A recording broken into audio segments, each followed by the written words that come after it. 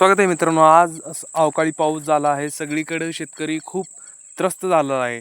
तर आपण काय करावे? पहिली गोष्ट तेल्या, कुजवा आणि बुरशी, अजून डांबरी, चट्टा असे सगळे रोग येण्याची खूप म्हणजे खूप शक्यता असते, 99.9% आणि त्याला तर 100% येतोच. तर ह्या अवकाळीमध्ये करायचं काय? आपल्याला घाबरायचं नाही मित्रांनो. जेवढं होता येईल तेवढं आपण मेहनतीने कंट्रोल करू शकतो. जेवढं होतं तेवढं.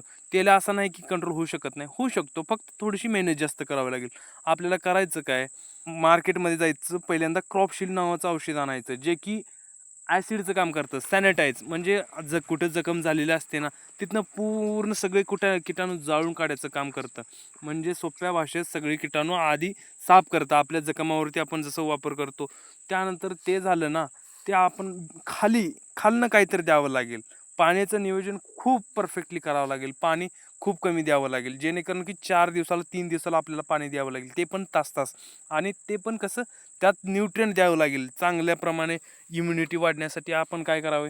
05234 नाहीतर काय म्हणते 004247 हे खूप चांगले ग्रेड आहेत. नाहीतर 60-20 असले ग्रेड, जेणेकरून की त्यात आतून पण आपल्याला ताकद दिली पाहिजे ना.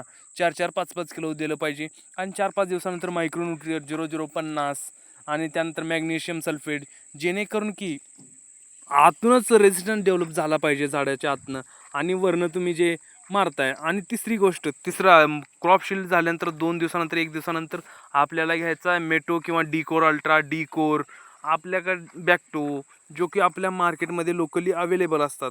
ते औषध आपल्याला घेणे अनिवार्य आहे. असं नाही की कंट्रोल होत नाही, त्याला होतो. मी काय बोलतो, बॅक्टेरिया कंट्रोल होतो, फक्त तुम्हाला मेहनत करायची गरज आहे.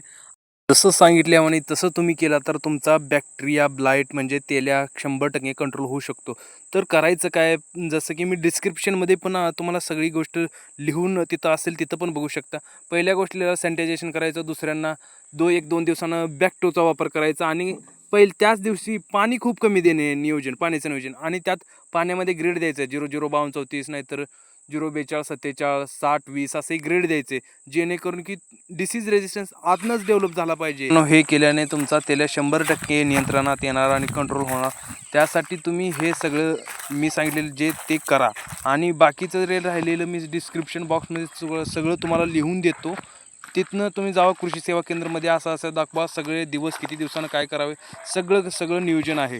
कारण जेवढं सांगितलं तेवढं करा, तुमचा तेल्या 100% कंट्रोल होतो. भेटूया पुढच्या व्हिडिओत. रामकृष्ण हरी.